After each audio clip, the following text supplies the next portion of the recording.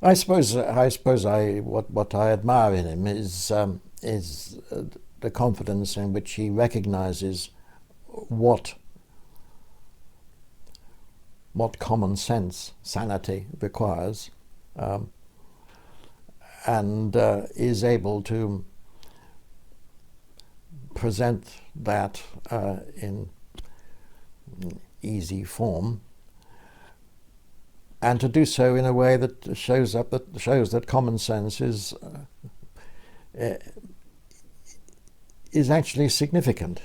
There's a very I'm sorry, I've quoted this in my writings many times. There's a very early essay of his in which he lists the main things that sanity, which are sane beliefs.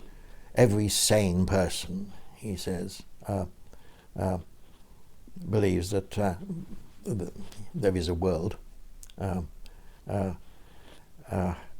that waking life is distinct from dreaming, and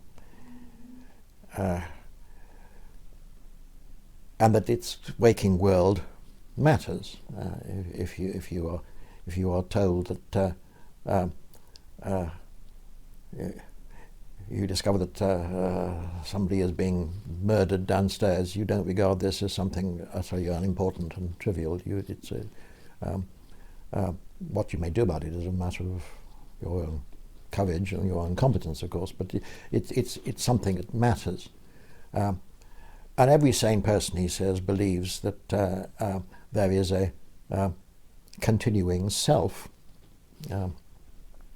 that he has done things in the past which he might be either proud or ashamed, and that he has responsibilities for the future.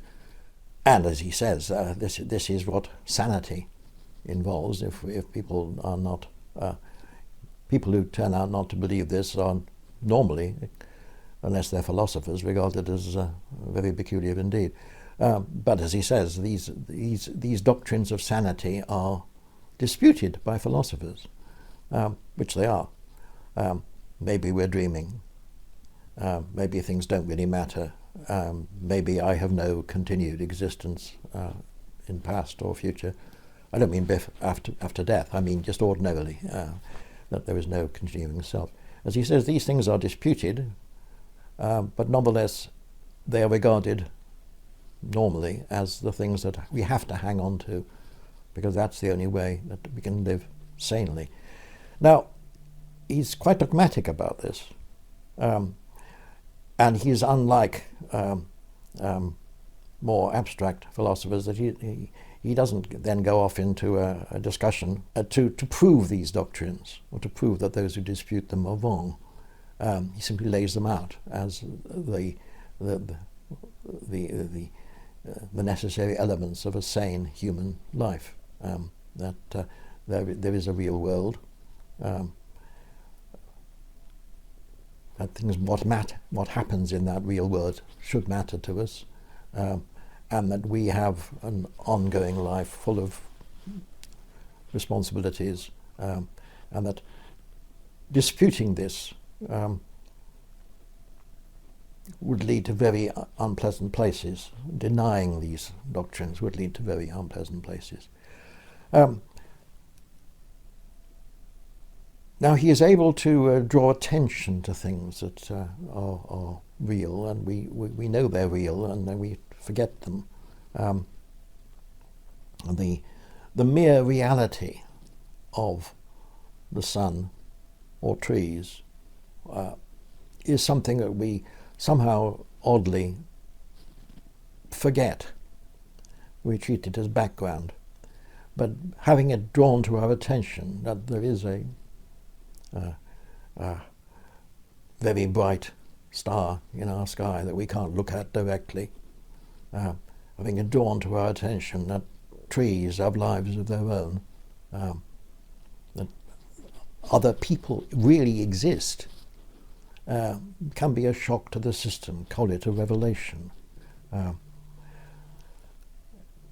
Now, that is the good part of Chesterton, I think, the ability to draw attention to things we more or less we'll say yes to if we're asked. Yes, of course there's a sun. Of course the sun exists. Of course other people exist. Of course we're in a world larger than our perceptions. But we don't remember these things. I think Chesterton is very good at goading us to remember something, at least for a moment. There is a reality and it matters. The downside of Chesterton, what one has to admit, is that he was, as many others of his day, and for that matter our day, and for that matter all of us, is a victim of the foolish bits of common sense of the day, which he didn't adequately question. That's not quite fair, because I think he did come to question them, particularly towards the later part of his life. He realized that he was being absurd. But certainly in far too much of his writing, including writings that are valuable in themselves,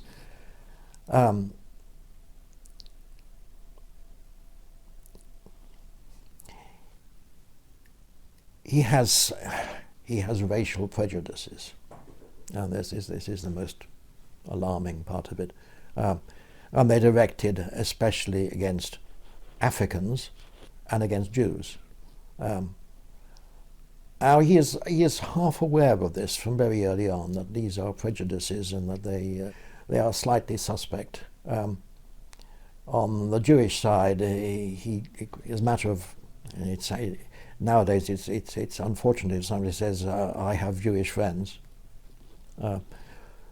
What the Jewish friends think about this in some cases is not mentioned. But he did have Jewish friends from childhood. He did, and he says that and his prejudice against Jews is tied up with his prejudice against capitalists. And he thinks of Jews as bankers, as the rich, and his opposition to them is that they are rich, even though he knows perfectly well that quite a lot of Jews aren't rich. Nonetheless, he perceives them as not properly members of the community because because they're rich, and they are playing for their interests rather than the interests of the community amongst whom they live.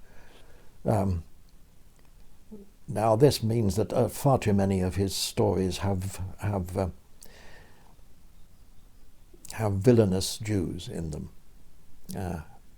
and his solution to what he regards as the Jewish problem is that Jews should revert to being a nation. They should have their own state. So he's a Zionist because he is alarmed by the thought of a people who have their own loyalties embedded in amongst his own people. His prejudice against Africans is even more absurd. Interestingly, he's not prejudiced. He makes a point of very definitely opposing prejudice against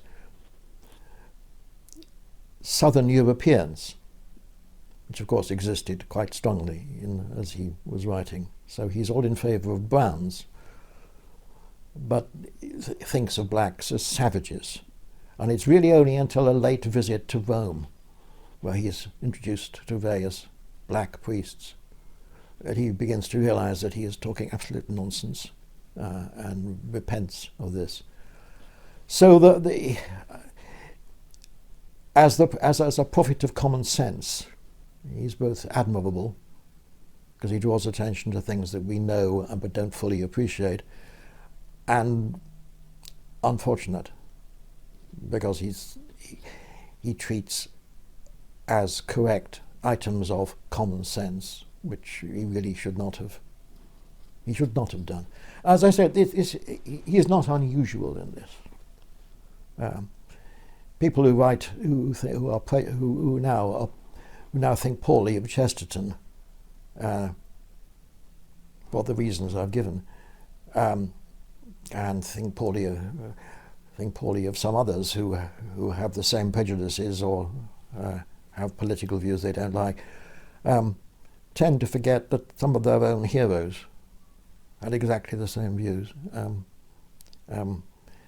Wells, H.G. Wells, is a hero, whereas Chesterton is not. Wells and Chesterton clearly got on very well. They argued with each other. Wells had very much the same prejudices as Chesterton did, but somehow that's forgotten, whereas Chesterton's errors are remembered. Which is unfortunate, I think. So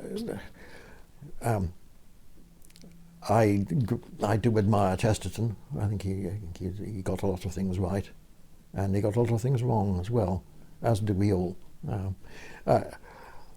One of the things he got wrong, as I'm bound to say, of course, is that he thought but poorly of vegetarians.